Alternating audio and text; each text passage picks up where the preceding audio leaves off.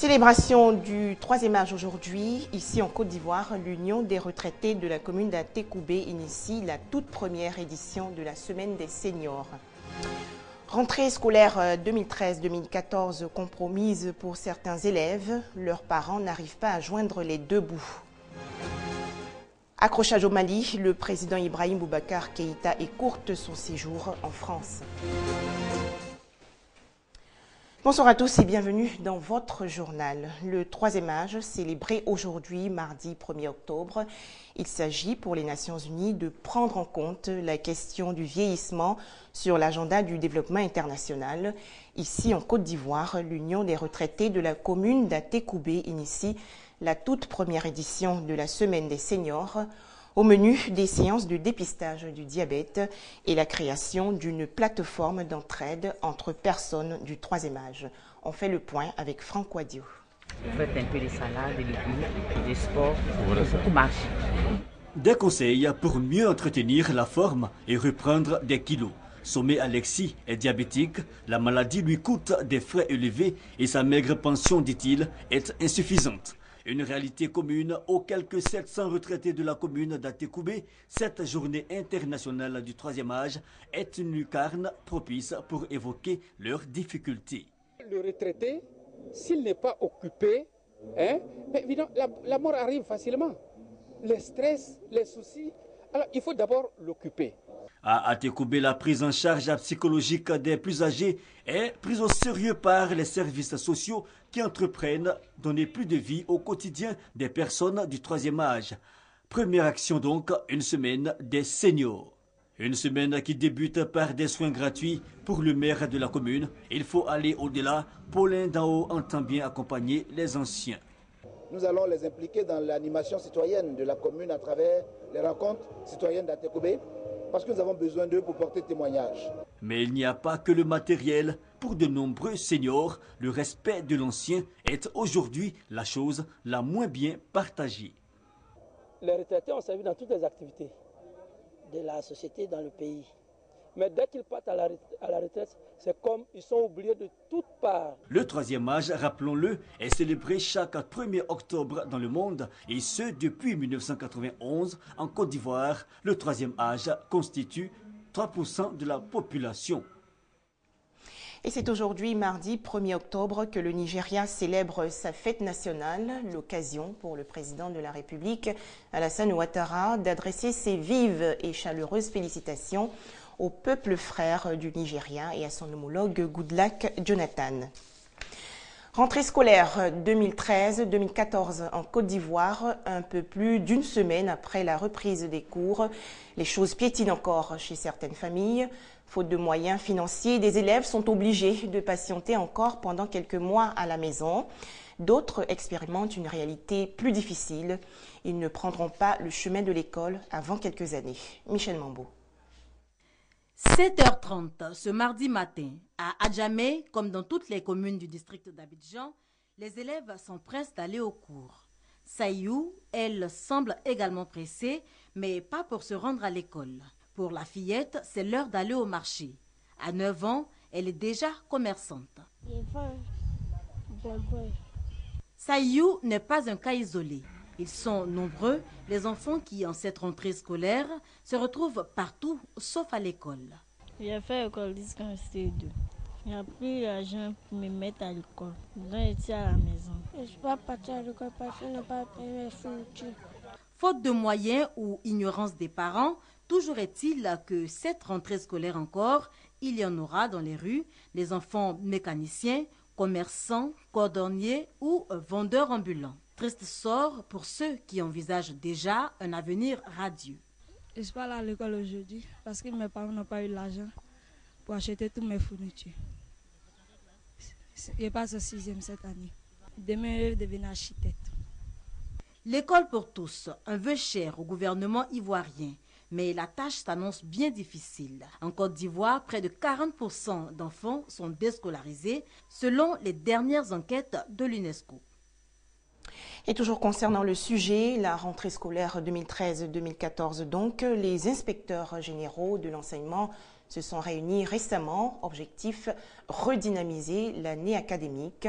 Les échanges ont porté essentiellement sur des projets et autres réformes à concevoir. Explications et détails, Grace Kando. Depuis quelques jours, les élèves ont repris le chemin de l'école au titre de l'année scolaire 2013-2014. Une bonne année scolaire réussie suivie de bons résultats. La question préoccupe les inspecteurs de l'enseignement secondaire et technique. Une rencontre est donc initiée, objectif à réfléchir sur l'amélioration des rendements scolaires par une formation de qualité. Pour relever ce défi, plusieurs projets sont pilotés, dont l'appui à l'éducation de base. Le projet sur lequel j'ai exposé s'appelle le projet UNESCO CEFIT. C'est un fonds en dépôt de la République populaire de Chine auprès de l'UNESCO d'une valeur de 750 000 $ qui est attribué à la Côte d'Ivoire pour le renforcement des capacités des enseignants, des gestionnaires du système éducatif.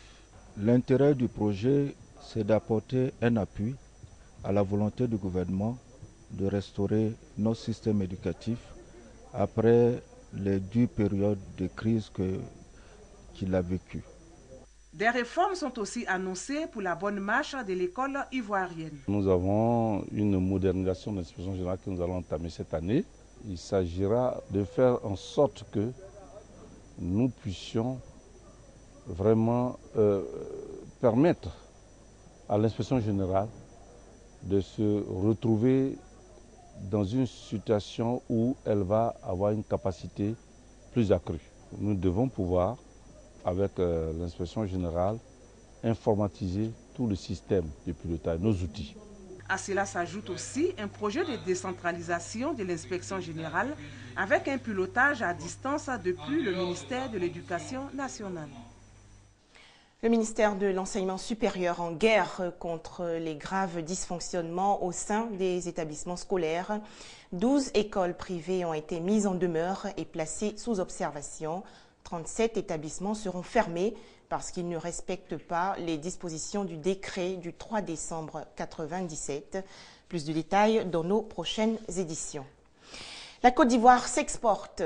Une mission brésilienne de prospection économique séjourne à Abidjan.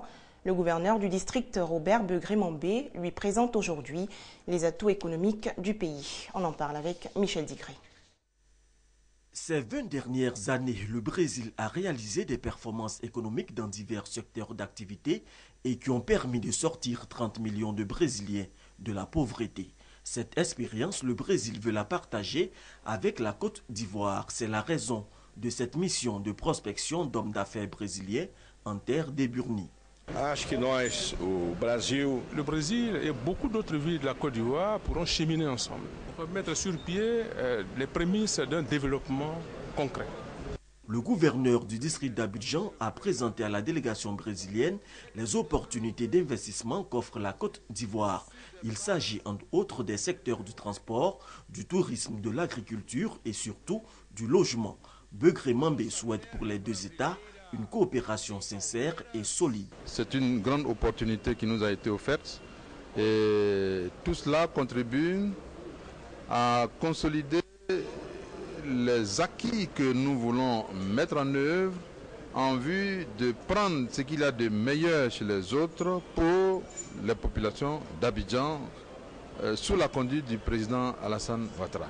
Le maire adjoint de Saint-José a annoncé que sa ville est prête à recevoir une délégation du district d'Abidjan au Brésil dans les prochaines semaines pour toucher du doigt les clés du succès brésilien.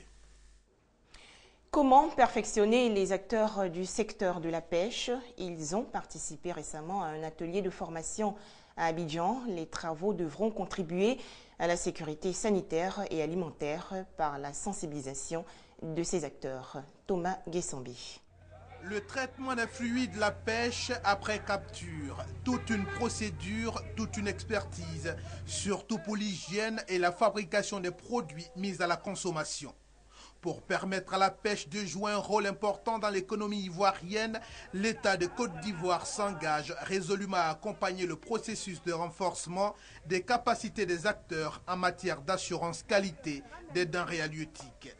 Une volonté que réaffirme le ministre des Ressources animales et halieutiques à la session de formation et de perfectionnement des acteurs de la pêche qui s'est ouverte ce 30 septembre à Abidjan. Aujourd'hui, les principaux enjeux et défis pour notre pays sont d'accroître la production nationale pour diminuer les importations des produits afin de contribuer à la sécurité alimentaire du pays, de maintenir des parts de marché rémunérateurs dans un contexte mondial de plus en plus concurrentiel, notamment grâce au développement de produits à valeur ajoutée et de garantir la sécurité sanitaire et la qualité des produits de pêche. 3 jours, c'est le temps que se donne la rencontre de formation pour outiller les acteurs de la pêche en Côte d'Ivoire sur les mesures à prendre pour garantir les bonnes pratiques en matière de pêche et ainsi sauvegarder les exportations vers l'Union européenne. Autre information, le Saint-Père François nomme aujourd'hui nonce apostolique en Côte d'Ivoire son Excellence Monseigneur Joseph Spiteri, archevêque titulaire de Certa, précédemment représentant pontifical au Sri Lanka. La communauté Santé Gidio prie pour la paix dans le monde. La 26e édition de la prière œcuménique se déroule à Rome. Ici en Côte d'Ivoire, les laïcs de l'Église catholique ont fait une prière qui a rassemblé toutes les croyances religieuses. Le témoignage de Thomas Guessambi. Du FPI s'embrasse, une image saisissante, un pas sans doute vers la paix pour ces deux formations politiques fortement opposées aujourd'hui.